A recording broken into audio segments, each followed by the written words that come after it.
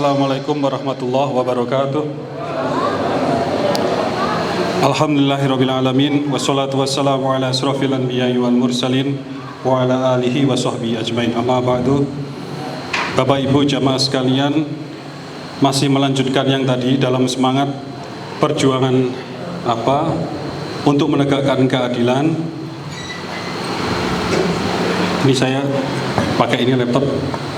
Jadi di belakang ini tidak apa-apa ya, semoga kelihatan dari belakang.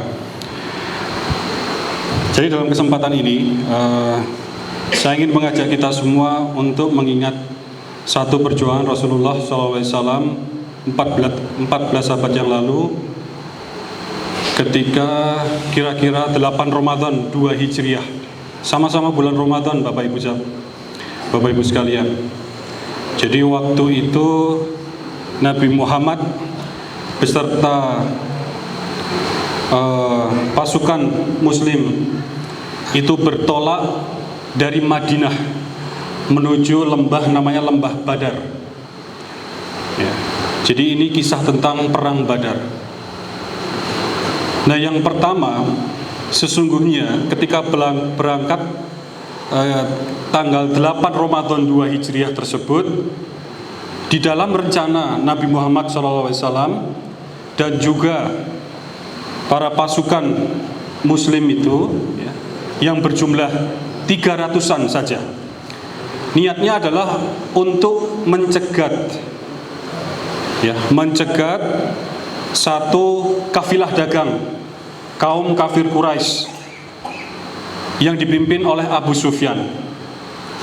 Rencana awal sekali sesungguhnya adalah mencegat ketika kafilah itu berangkat dari Mekah menuju Syam.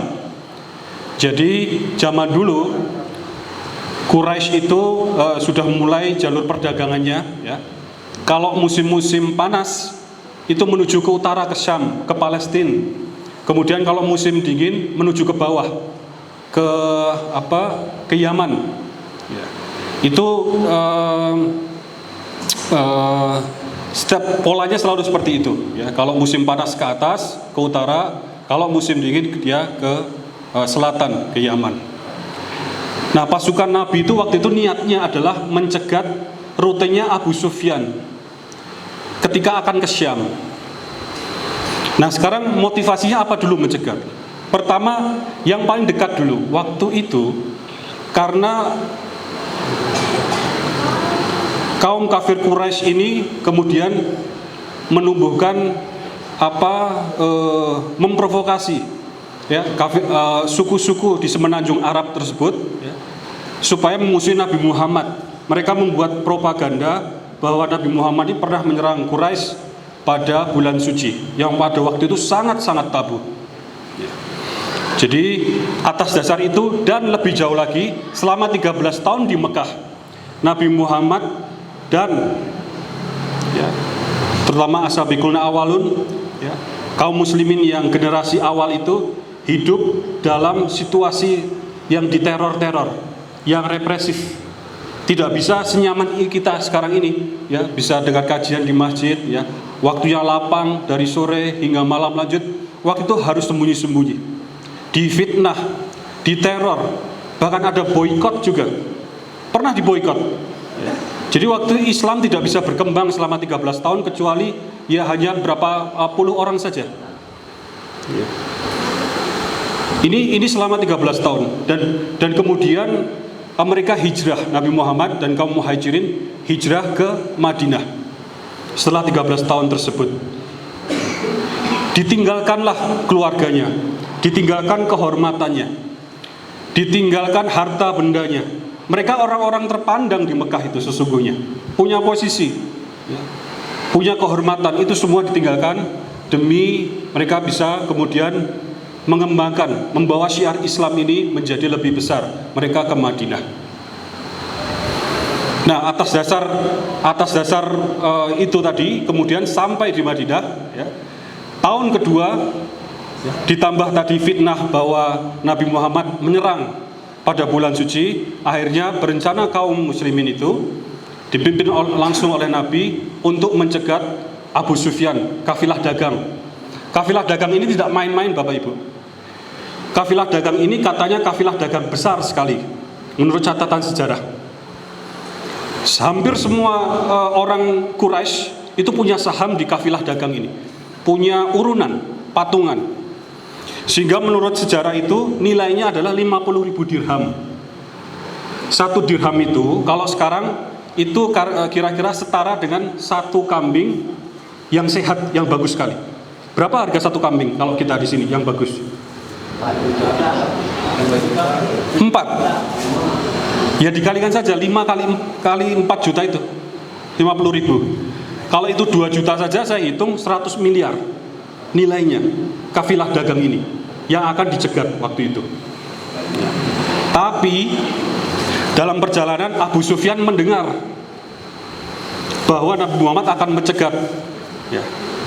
Jadi kemudian dalam perjalanan pulang itu dari Syam menuju Mekah sudah mendengar, ya, maka kemudian mengabarkan, kira-kira ini singkat ceritanya, mengabarkan kaum Quraisy yang ada di Mekah, ini hartamu akan dicuri oleh Nabi Muhammad, akan dirampok, ayo selamatkan, berangkat semua kalian. Dipimpin Abu Jahal, singkat cerita mereka berangkat juga menuju lembah Badar. Ya.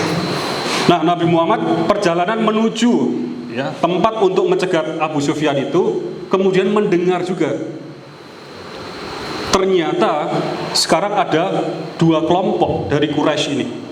Yang pertama kafilah dagang yang akan dicegat, yang itu hanya dilindungi 30 hingga 40 orang, sehingga Nabi Muhammad dalam hitungan matematika kira-kira ya, kita mampu nih 300 orang. Tapi begitu mendengar ini seluruh Mekah itu, ya, Quraisy itu sekarang datang satu pasukan itu akan menyelamatkan harta tersebut. Gundah, khawatir, takut. Apa yang dilakukan Nabi Muhammad? Pertama, musyawarah. Ini pemimpin kita. Pemimpin kita, suri tauladan kita. Yang dilakukan adalah musyawarah. Menanyakan kepada sahabat-sahabatnya, bagaimana pendapat Anda? Bagaimana pendapatnya? Bagaimana pendapatnya? Lanjut atau tidak? Ya. Abu Bakar ditanya, Umar ditanya. Ya. Kemudian salah satu sahabat, ya, itu juga memberikan pendapatnya. Ya. Namanya adalah Mikdad bin Amir. Ya. Itu memberikan pendapat kira-kira seperti ini. Ya. Wahai Rasulullah, laksanakan apa yang diperintahkan Allah, kami akan selalu bersamamu. Jadi Nabi Muhammad kira-kira bertanya, sekarang yang kita mau cegat itu, ya, itu sekarang berubah lagi. Ada kita belum tahu jumlahnya. Waktu itu belum tahu jumlahnya 1000. Hanya tahu seluruh Mekah itu berkumpul untuk menyelamatkan harta tersebut, ya, menghadapi Rasulullah. Maka Rasulullah bertanya, kira-kira kita lanjut atau tidak? Sedangkan kita ini hanya 300. Ya. Ini saya ceritakan dalam perjalanan itu hanya 70 unta. Ya, Rasulullah hanya punya 70 unta, sedangkan 300 orang. Maka dalam riwayat perjalanan dari Madinah, ya, Madinah ini kalau dari sisi Bapak Ibu ya, Madinah di sini, ya. Lembah Badar itu di sebelah sini. 4 hari 4 malam. Bukan naik mobil kayak sekarang, ya. Gurun pasir itu 4 hari 4 malam. Untanya bergantian. Nabi Muhammad itu bergantian dengan Ali bin Abu Thalib dan Marsad bin Abi Marsad al-Ghonawi. Nabi kita sekelas Nabi Muhammad itu bergantian dengan sahabatnya. Satu naik unta atau 2 jalan, yang satu turun. Setelah jauh nanti gantian lagi kalau sudah capek. Begitu terus. Karena punya 70 unta untuk 300 orang. Maka Abu Bakar itu bergantian dengan Umar bin Khattab dan Abdurrahman bin Auf. Ini teladan bagi kita semua. Perjuangan zaman mereka itu, Masya Allah. Kita sekarang mungkin dari mobil, keluar, naik kereta, naik motor, dan seterusnya. Ya, supaya kita tidak mudah mengeluh. Gitu. Ini zaman Nabi. Ya. Nah kemudian tadi saya kembali ketika ditanya pendapatnya. Ya, salah satu menjawab, Mikdad bin Amr, mohon maaf, itu kemudian memberikan pendapat, wahai Rasulullah, laksanakan apa yang diperintahkan Allah, kami akan selalu bersamamu. Demi Allah, kami tidak akan berkata sebagaimana Bani Israel berkata kepada Musa, pergilah engkau bersama Tuhanmu dan berperanglah, sedangkan kami akan duduk menunggu di sini. Ini Bani Israel kepada Musa. Tetapi kami akan mengatakan, ya, pergilah engkau bersama Tuhanmu dan berperanglah, kami pasti ikut berjuang di sampingmu. Orasi ini masih ditanggapi secara hening oleh pasukan kaum muslimin. Waktu itu 305 atau 313 beberapa versi. 83 adalah kaum muhajirin, artinya yang dulu dari Mekah hijrah ke Madinah. 61 itu dari suku Aus. Jadi di Madinah ada dua kelompok waktu itu, Arab dan Yahudi Madinah. Arabnya ini terbagi dua, Aus dan Khazraj. Ini 61 orang Aus dan sisanya adalah Khazraj. Jadi yang paling banyak adalah suku Khazraj. Nah, kemudian Nabi belum mantap ini. Akhirnya bertanya. Nabi seperti kita, ya, dalam hal ini manusia. Kemudian menanyakan kepada kaum Ansor. Ya, setelah menanyakan, salah satu menjawab, namanya Sa'ad bin Mu'adz. Sa'ad bin Mu'adz. Jawaban Sa'ad apa? Wahai Rasulullah, kami telah beriman kepadamu dan membenarkanmu, dan kami pun telah bersaksi bahwa apa yang engkau bawa adalah benar. Kami telah memberikan janji atas hal itu, maka lakukanlah, wahai Rasulullah, apapun yang engkau inginkan. Kami akan selalu bersamamu. Demi Zat yang telah mengutusmu membawa kebenaran, seandainya dibentangkan lautan ini di hadapanmu, lalu engkau terjun menyelaminya, niscaya kami akan ikut terjun bersamamu. Tidak ada seorang pun yang tertinggal, dan tak seorang pun dari kami yang gentar menghadapi musuh esok hari. Kami kaum yang sangat tabah dalam berperang dan bersungguh-sungguh dalam menghadapi musuh. Mudah-mudahan Allah akan memperlihatkan kesungguhan kami yang membahagiakan hatimu.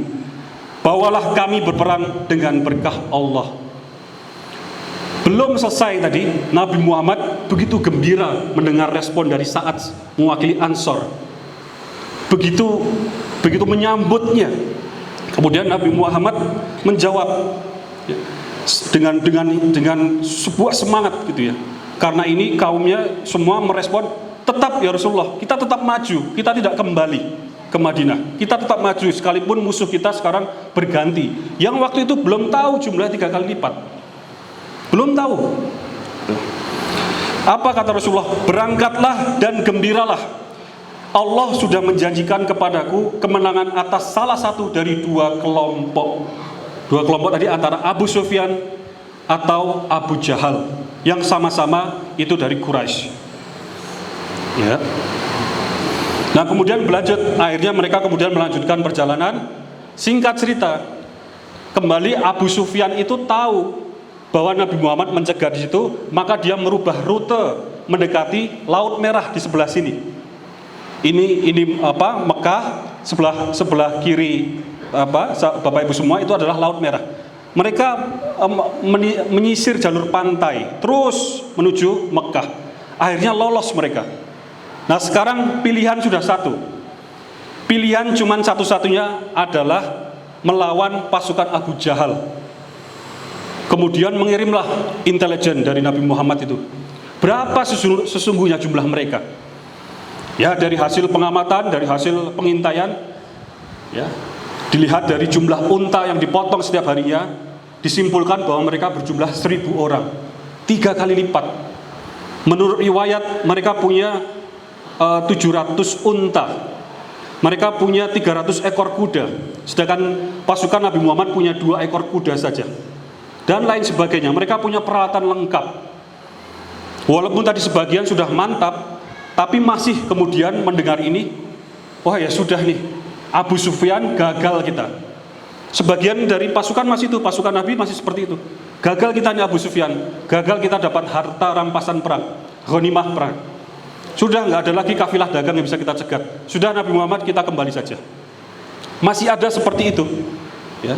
Kemudian turunlah ayat Al-Anfal ayat 7. Wa idh ya'idukumullahu ihdat ta'ifatain annaha lakum wa tawadduna anna ghaira dzatis saukati takunu lakum wa yuridullah ayyuhiqqal haqqa bi kalimatihi wa yaqta'a dabira kafirin.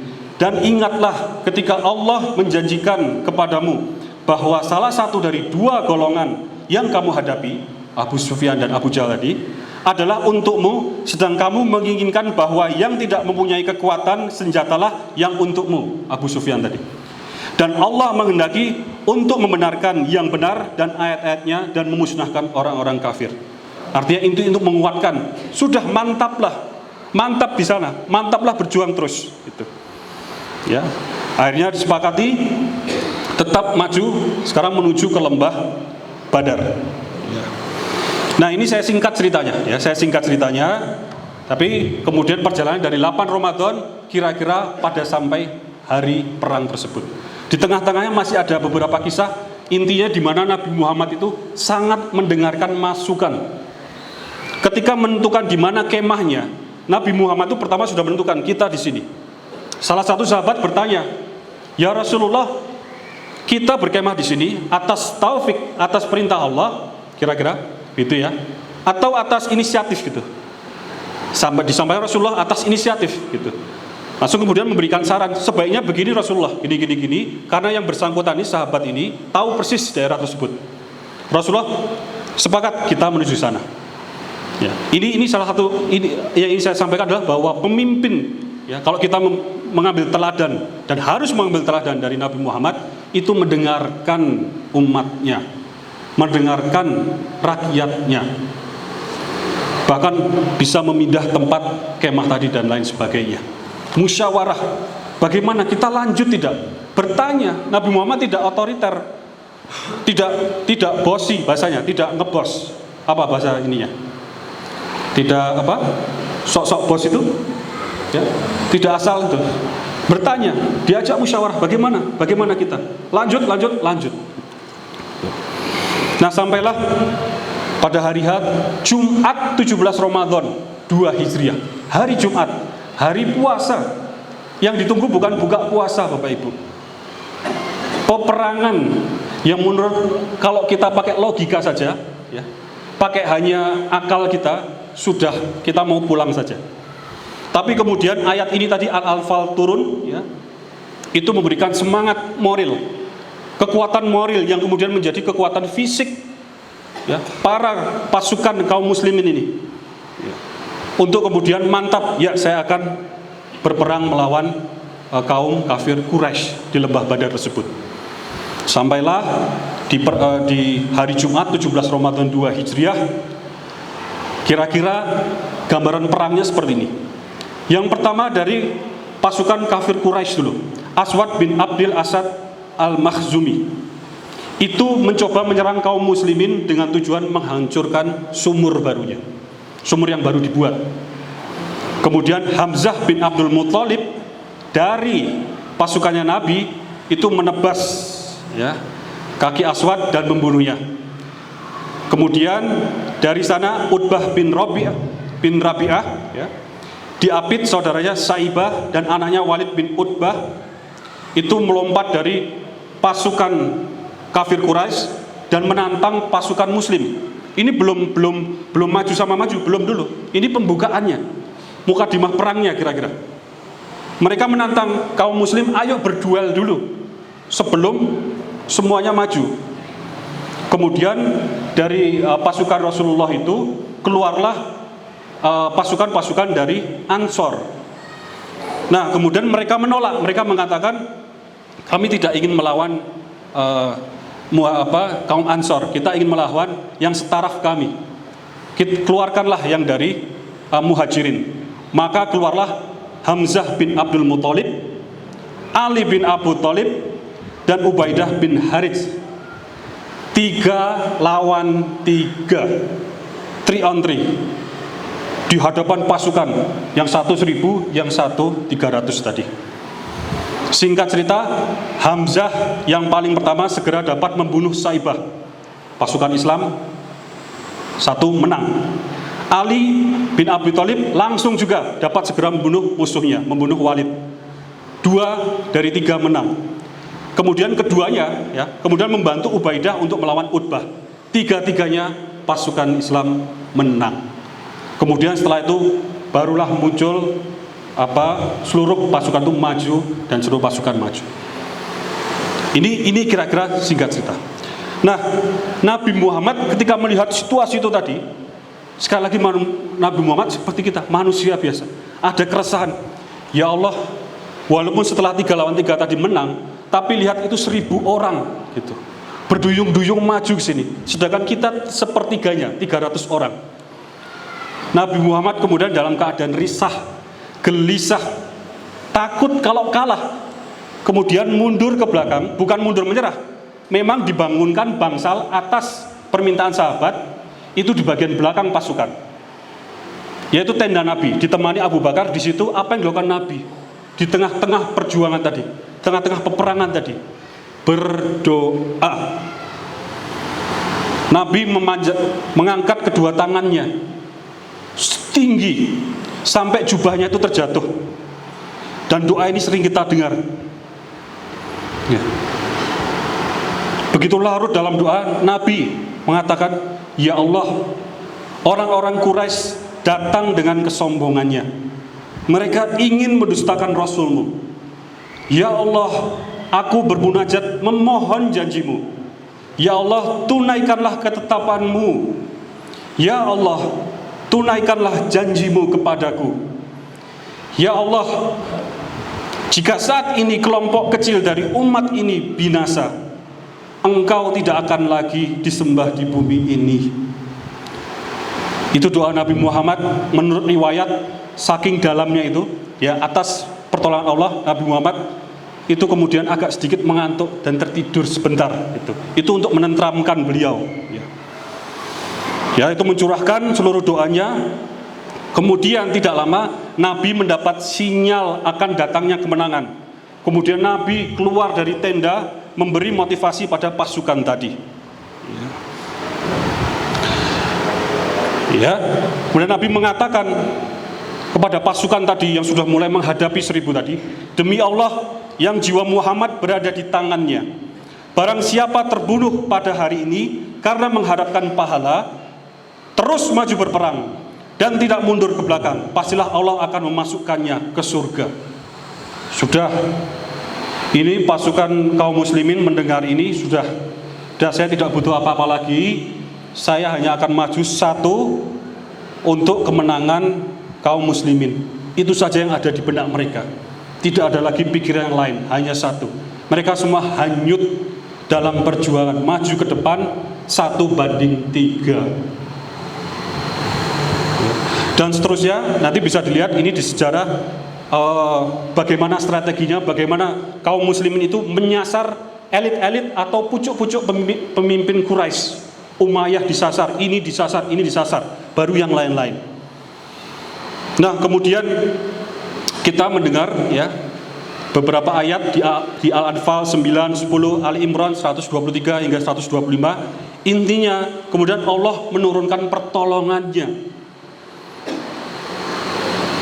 Jadi ini saya singkat, anni mumiddukum bi alfim minnal malaikati murdzifin. Ini Al-Anfal ayat 9. Saya ambil potongannya saja bagian akhir.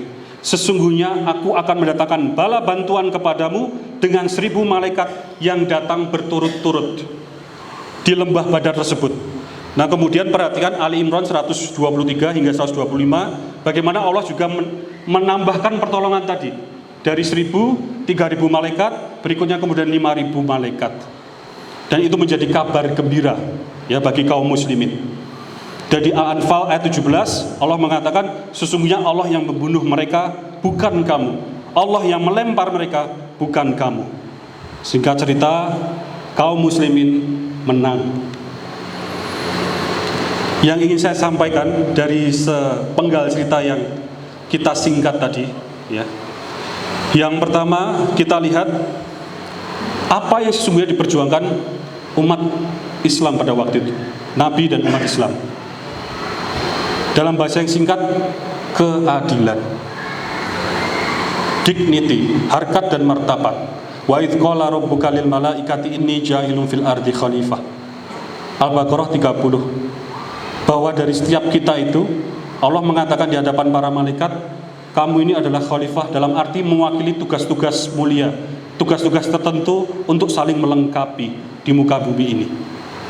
Itu harkat martabat. Dan itu yang tercerabut oleh kaum muhajirin, ya, yang diambil dari kaum muhajirin ketika mereka pergi dari Mekah, atau ketika mereka di Mekah hidup selama 13 tahun, hidup dalam situasi yang sangat ditekan, diteror, difitnah, tidak mempan difitnah, tidak mempan diteror, tidak mempan diembargo, disiksa. Ini tadi salah satu pasukannya, tadi saya lewati detailnya, Bilal. Bilal ini disiksa oleh Umayyah. Umayyah ini salah satu sudah orang tua dari Quraisy, ya. Itu yang kemudian Bilal ketika melihat Umayyah kemudian langsung dia membalas, ya. Karena waktu itu disiksa, dijemur di tengah padang pasir, ditaruh batu di atas dadanya. Ini penyiksaan yang mereka alami selama 13 tahun di Mekah. Jadi yang mereka perjuangkan adalah keadilan, harkat martabat dirinya. Kemudian keadilan untuk menegakkan Islam, keadilan ekonomi yang mereka direnggut, dan lain sebagainya. Inilah yang kita sebut identitas, Bapak Ibu. Ini bahasa modernnya. Ini adalah identitas, ya. Memperjuangkan keadilan, al-amru bil adli wa nahyu anil dzulmi. Itu adalah memperjuangkan identitas. Dan Islam sekalipun sudah Allah menjaganya, tapi sampai dari kita dari abad ke-6 ke abad 21 itu adalah melalui mata rantai estafet perjuangan keadilan. Zaman Nabi, zaman Khulafaur Rasyidin, zaman Muawiyah, Abbasiyah, apalagi Turki Utsmaniyah, Safauddin dan seterusnya, ya, sampai kira-kira abad 19 awal kemudian peradaban Islam atau kejayaan Islam agak turun. Itu semua adalah perjuangan mata rantai identitas yang namanya keadilan. Maka di Islam kita memperjuangkan politik identitas, politik yang berbasis nilai-nilai moral, nilai-nilai etika yang sumbernya langsung Al-Quran dan Sunnah. Politik identitas itu adalah politik umat Islam. Lawannya adalah komunisme, lawannya sekularisme yang tidak menghendaki Tuhan, yang tidak percaya ayat-ayat, ya, dan lain sebagainya, yang tidak ingin agama bersatu dengan kehidupan kita. Itu yang mereka perjuangkan. Polanya sama dari zaman ke zaman, dari zaman Nabi dulu. Ya kemudian secara kolektif keadilan yang curi di Mekah, ya tadi Islam diteror, sudah tadi difitnah, diembargo dan sebagainya. Nah, kebalikannya, apa yang diperjuangkan kafir Quraisy?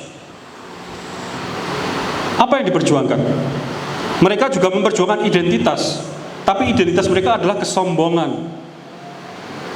Mereka merasa besar, merasa suku yang sudah besar secara politik dan ekonomi. Mereka memperjuangkan hal-hal yang materialistis, duniawi, harta yang ada di kafilah dagang itu. Mereka mati-matian menjaga itu, sehingga seluruh Mekah itu berangkat, hanya kecuali segelintir orang seperti Abu Lahab yang kemudian juga diwakili orang, dia harus bayar dan segala macam. Hampir semua berangkat, sepi Mekah itu. Demi apa? Mereka menyelamatkan harta, sedangkan kaum muslimin menyelamatkan keadilan atau menyelamatkan harkat martabat mereka. Berbeda. Satu niatnya adalah ukhrawi, ya, satu niatnya adalah ridha Allah, satu adalah hal-hal duniawi. Ini untuk kita pahami bedanya. Jangan sampai kita terjebak, ya. Kalau kita ini habis-habisan, ya, di dunia ini semata-mata seluruhnya hal-hal materialistis, ya, yang hanya bersifat uang dan seterusnya, kita tidak ubahnya, tidak ada bedanya dengan Quraisy pada waktu itu. Dan itu adalah lawan dari Nabi. Dan tentu kita ingin di barisan Nabi. Betul? Barisan Nabi atau barisan Abu Sufyan atau Abu Lahab? Barisan Nabi. Ini sudah jelas, ya. Mereka memperjuangkan identitas mereka, kita memperjuangkan identitas kita. Identitas kita adalah identitas Islam, identitas keadilan, identitas adiluhum, harkat martabat. Mereka identitas materialistis, duniawi. Dan itu masih terus mewujud hingga saat ini. Kita masih hidup dalam situasi yang hanya berganti zaman, tapi ada kemudian situasi yang bangkit lagi. Kita dihadapkan dengan orang-orang yang tidak suka Islam, kemudian mengatakan politik identitas berbahaya karena Islam adalah intoleran. Islam tidak mau berdialog, tidak mau berdiskusi, jauhi politik identitas karena mereka keras dan lain sebagainya. Padahal kalau politik tanpa identitas Islam, yang artinya tanpa Al-Quran dan Sunnah, maka politik akan kehilangan arah, akan kebingungan, karena tidak ada referensi moralitasnya, baik dan benarnya itu apa pegangannya.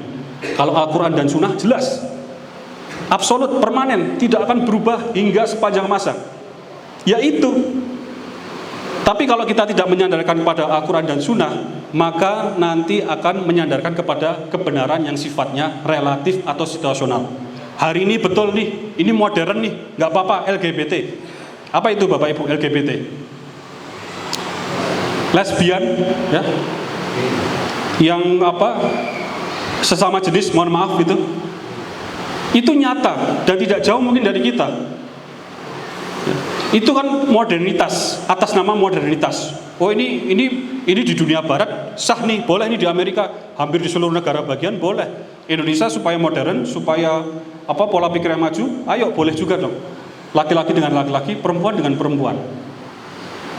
Belum lagi sekarang jenis kelamin itu ada yang ketiga, tidak laki-laki, tidak hanya laki-laki dan perempuan, tapi ada non-binary gender, non-identification.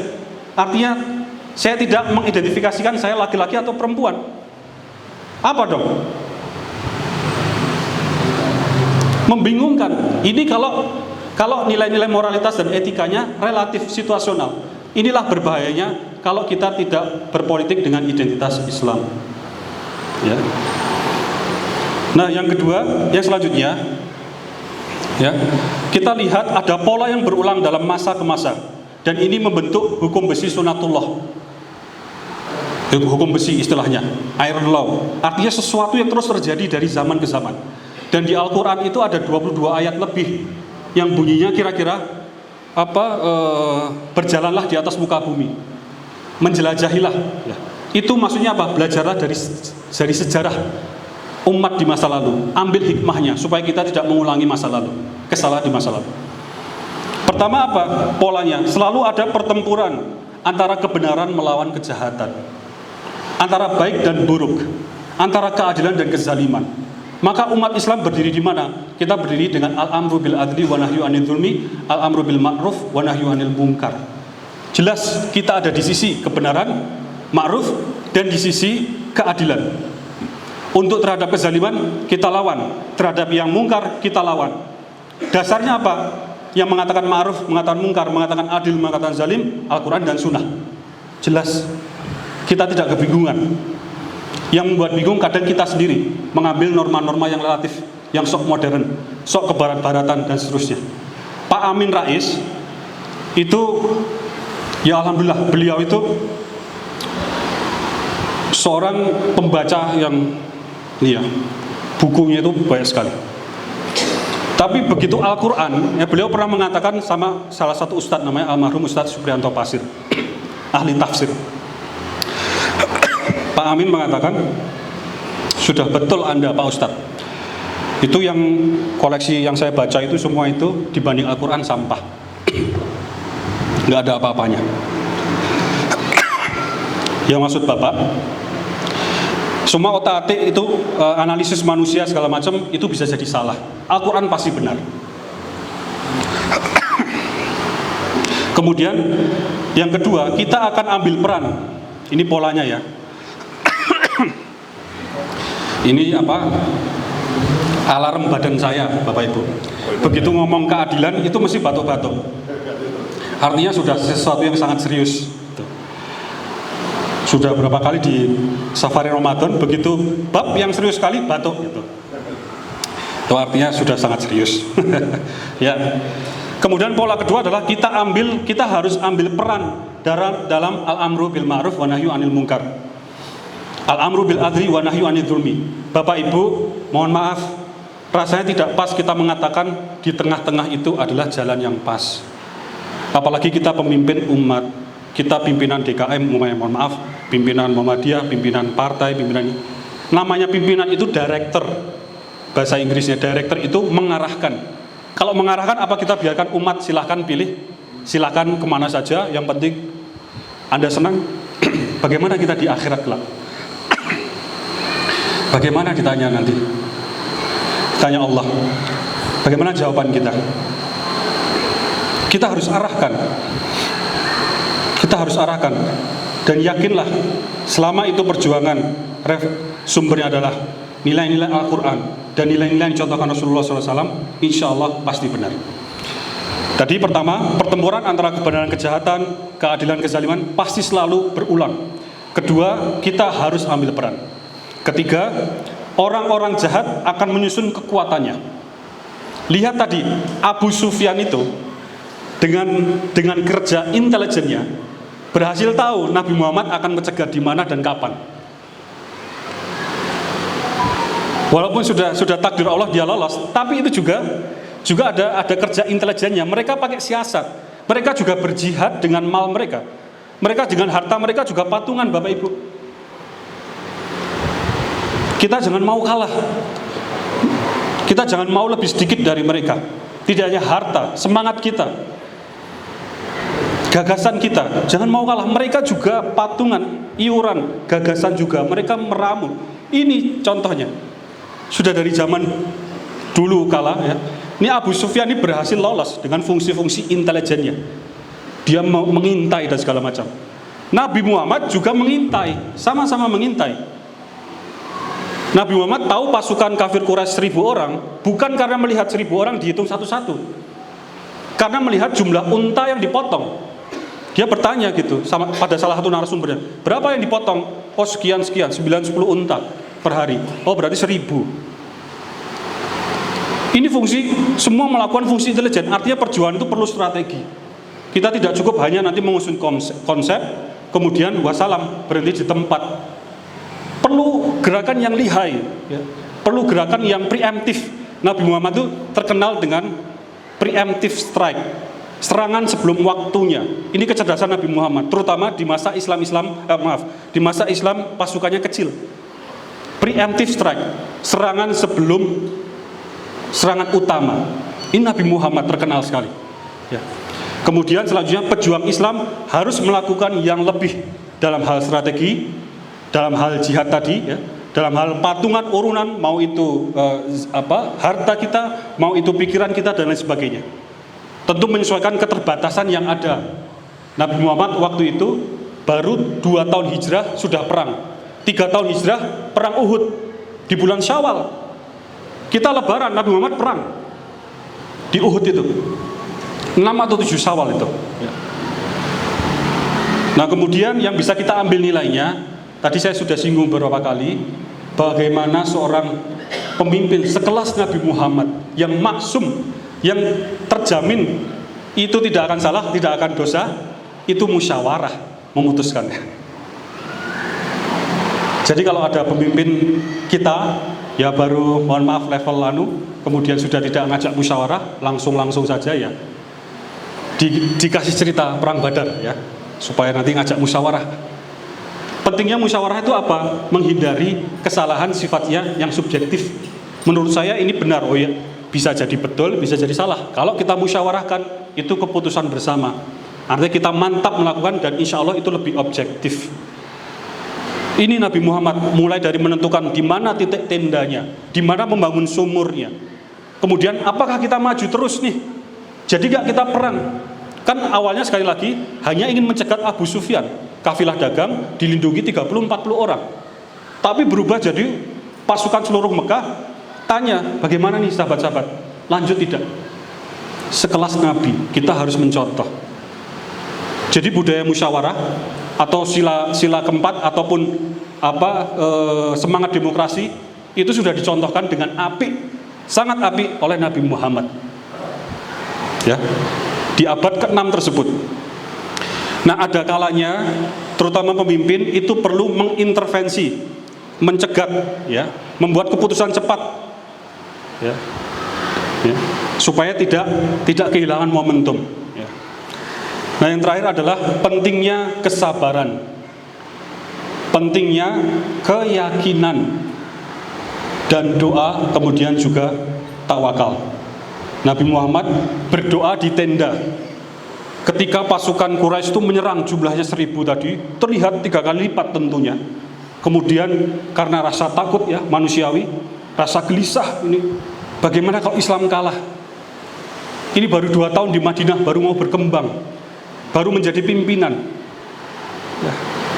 Ya, seperti kita manusia, ada kalanya takut, resah, kehilangan, kemudian masuk ke tenda berdoa yang tadi. Ya Allah, kalau ini kita kalah, siapa lagi yang menyembahmu? Ya, nanti perkara doa mungkin kita bahas nanti lain waktu ya. Ya, jadi ada kajian dari Syekh Noman Ali Khan itu menarik, bahwa kita berdoa sudah lama, ada yang tahunan kok tidak dikabulkan dan seterusnya. Nanti kita bahas lain waktu ya. Ya. Kemudian juga kita perlu sekarang kembali lagi ke sini, doa yang mendalam ya, menumpahkan semuanya. Jangan doa yang terlalu enteng-entengan kayak nggak niat begitu ya. Ya. Jadi Nabi Zakaria itu ketika berdoa itu ya di surat Maryam itu, ya Allah, aku ini tidak pernah putus harapan setiap berdoa. Aku ini tidak pernah loyo, tidak pernah bad mood bahasa kekiniannya ya, anak-anak muda itu. Tidak pernah ragu dalam doamu. Nabi Ibrahim, semoga, dia pakai kata asa itu ya. Semoga artinya untuk future, untuk masa depan. Setiap dalam doaku ini aku selalu optimis gitu. Ini kelas nabi-nabi kita, panutan kita gitu. Doa itu harus diiringi dengan optimisme. Dan ingat, kita berdoa pada Allah, bukan pesan makanan di restoran ya. Kalau pesan makanan restoran tulisnya rawon Bapak Ibu tahu? Yang datang rawon. Kalau kita tulis apa makanan sini khasnya? Tahu Sumedang ya. Biasa ya, apa lagi? Pepes ayam. Kita tulis pepes ayam, yang datang pepes ayam. Ini pesan di restoran. Kalau doa lain Bapak Ibu, jangan samakan kita tulis pepes ayam, datangnya berharap pasti pepes ayam. Kita ini berdoa pada Allah, bukan pada pegawai restoran, bukan minta pada pegawai restoran. Jadi tolong dibedakan ya. Dan terlebih lagi, kalau kita hitung, kita berdoa enggak? Ya Allah, ketika tidur jantungku jangan berhenti, paru-paruku supaya tetap bernafas, telingaku tetap berfungsi ketika bangun, mataku tetap berfungsi ketika bangun, mulutku tetap berfungsi. Kita berdoa enggak itu? Pernah enggak berdoa seperti itu? Kita bangun tidur, buka HP, ini segala macam, enggak pernah doa dikasih sama Allah. Kita kan ketika tidur mati kan? Bagaimana itu fungsi bisa tetap berjalan? Kalau orang opname di ICU pakai respirator, ya saya pernah menemani almarhum ayah saya itu di ICU 5 hari. Pernafasan itu dibantu respirator, dipompa, pakai mesin Pak. Itu ketika fungsi tidak berjalan lagi. Kita tiap hari puluhan tahun ketika tidur tidak pernah mohon, fungsi paru-paru itu normal saja, bangun kita pernahkah berterima kasih, bersyukur? Ya ini nanti kita bahas lebih lanjut, tapi dalam doa itu ya pentingnya kita untuk menyadari pernah posisi kita dan bedakan dengan kita order makanan di restoran. Ya. Nah tadi ya, jadi kesabaran, bagaimana Nabi itu sabar dan umat Muslim itu sabar ketika mengetahui apa tujuan utamanya itu beralih, tidak lagi Abu Sufyan dengan 30-40 orang pengaman, tapi sekarang awalnya tidak tahu nih berapa nih jumlah kaum kafir Quraisy, yang kemudian tahu 1000 orang. Jumlahnya ternyata luar biasa, 3 kali lipat, untanya 10 kali lipat, kemudian kudanya 250% dan seterusnya. Mereka masih yakin, mereka masih memiliki keyakinan bahwa ini adalah sesuatu yang harus saya perjuangkan. Mereka kemudian lebur dalam perjuangan dan alhamdulillah kemudian diberikan Allah kemenangan. Bapak Ibu, mari kita refleksikan dalam situasi kita saat ini, apa yang kita diskusikan tadi sore, bahwa kita perlu menegakkan keadilan yang waktu itu mati-matian oleh pasukan yang 1:3. Dan sudah lillahi ta'ala. Nah sekarang pertama tentu umat, sekali lagi saya ulangi sebagai penutup, umat harus bersatu. Wal takum minkum ummah tadi, seruan bersatu. Wala takunu kalladzina tafarraqu, seruan supaya menjaga persatuan, jangan bercerai-berai. Ya. Kemudian al-amru bil ma'ruf wa nahyu 'anil munkar, amar ma'ruf nahi munkar. Kemudian al-amru bil adli wa nahyu 'anil dzulmi, tegakkan keadilan lawan kezaliman. Prosesnya kita tahu bahwa ketidakadilan yang kita lihat itu adalah buah atau efek atau akibat dari kebijakan. Kebijakan dilahirkan oleh otoritas atau penguasa. Penguasa itu tidak jauh dari dua unsur, yaitu pemerintah, kita berbicara pusat dulu ya, kemudian juga anggota DPR. Yang melahirkan pemerintah dan anggota DPR adalah perjuangan politik. Ingat, gerakan menunda pemilu masih terus berjalan. Amati, masih terus berjalan, masih terus diupayakan dengan berbagai macam dalih, dengan berbagai macam musrah-musrahnya. Kita lawan dengan gagasan, dengan pikiran. Ya, hindari dulu yang adu-adu fisik. Karena namanya orang-orang seperti itu, kalau dihus sedikit, mereka nanti cari yang lain. Takut gitu. Ya. Pokoknya terus diawasi ya, jangan tunda pemilu. Nah, ketika pemilu kita bersatu tadi, di sini kita punya satu barisan yang sudah bersatu, didukung Pak Kiai, insya Allah Pak Kiai. Ya, tanpa dukungan Pak Kiai kita sekali lagi persatuan tadi belum komplit ya. Ingat, yang kita hadapi nanti akan terlihat mungkin tidak hanya 3 kali lipat lebih besar. Kalau di rekening kita, sudahlah, nggak usah dibandingkan nolnya mereka. Triliunan mungkin, tidak usah takut. Terus optimis ya. Itu kesabaran kita dan terus yakin. Insya Allah ya, kita harapkan, ya kita sangat berharap nanti kiranya nanti ditutup doa oleh Pak Kiai. Pemilu 2024 ini adalah titik awal perubahan, titik awal kemenangan di Indonesia. Ya. Tidak hanya untuk umat Islam, tapi untuk seluruh umat di Indonesia, sebagaimana semangat Islam rahmatan lil alamin. Dan nanti kita berharap kekayaan alam tersebut, sumber daya alam, sumber daya manusia, kita ini 88% Bapak Ibu, 88% Muslim, ya, mayoritas. Tapi kemarin 10 orang terkaya di Indonesia yang Muslim, alhamdulillah 1. Padahal kita 88%. Itu yang Muslim ya, KTP-nya kita nggak tahu ya. Gitu. Tapi yang kira-kira Islam lah gitu. Nah, kita harapkan namanya 88%, ya tentu dari 10 orang minimal 8 itu orang Islam. Jadi kalau yang kaya itu 8 orang Islam yang rajin ke masjid, insya Allah masjid-masjid kita ini makmur. Tidak hanya makmur fisiknya, ingat ya, ini karakteristik kita mengingatkan diri kita ya. Innallaha ya'muru masajidallah man amana billahi wal yaumil akhir wa aqamas sholata wa ata zakah wa lam yakhsha illallah. At-Taubah 17 atau 18. Itu bagaimana kira-kira karakteristik orang yang memakmurkan masjid, bukan hanya sholat jamaah. Ingat, masjid di zaman Nabi itu adalah markas besar urusan sipil dan markas besar urusan militer. Tidak hanya sholat jamaah, seluruh diputus di sana. Maka kalau ada yang mengatakan jangan berpolitik di masjid, itu salah. Yang salah itu bukan politik gagasan, tapi provokasi. Kita tidak mau provokasi. Saya selama sehari ini ada provokasi tidak? Saya menjelek-jelekkan orang lain tidak? Pihak lain tidak? Kalau ada, itu provokasi. Saya disemprit. Tapi kalau berusaha menyadarkan kita semua, termasuk diri saya, bahwa keadilan ini belum tegak, bahwa sesungguhnya kita berhak untuk hidup dengan taraf hidup yang jauh lebih baik, itu politik gagasan. Itu politik yang mempersatukan, yang harusnya didukung di masjid-masjid. Dan itu fungsi yang dilakukan masjid pada zaman Nabi dulu. Nabi ketika hijrah dari Mekah ke Madinah, belum sampai Madinah, masih dalam situasi dikejar-kejar kafir Quraisy itu, berhentilah di desa Kuba namanya. Apa yang dibangun pertama kali? Masjid, bukan kamar tidur, bukan rumah kasur yang empuk, masjid. Begitu sampai Madinah, apa yang dilakukan Nabi?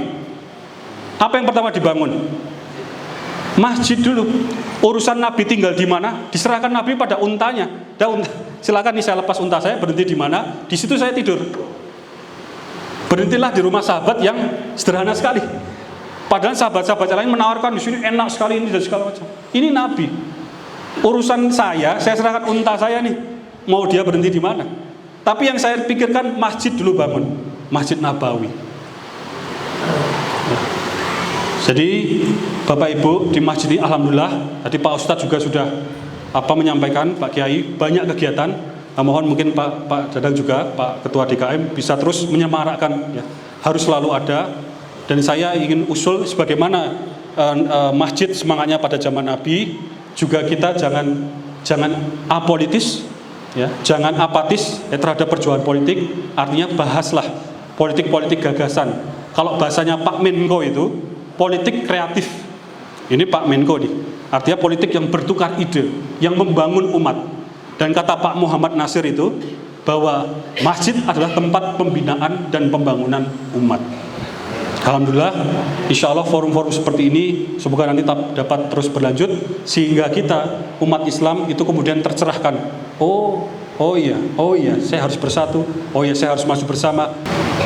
Kiranya demikian, Bapak Ibu, ya, tidak terasa ya. Sudah 47 menit ya, lebih malah 1 jam. Ya, kita doakan semua dari kita ini sehat-sehat selalu, ya, dalam lindungan Allah, dan kita bertemu dalam kesempatan berikutnya. Nanti kiranya Pak Kiai bisa berkenan memimpin doa. Ya. Saya tutup dulu. Wa ma taufiqi illa billah, alaihi tawakkaltu wa ilaihi unib. Assalamualaikum warahmatullahi wabarakatuh.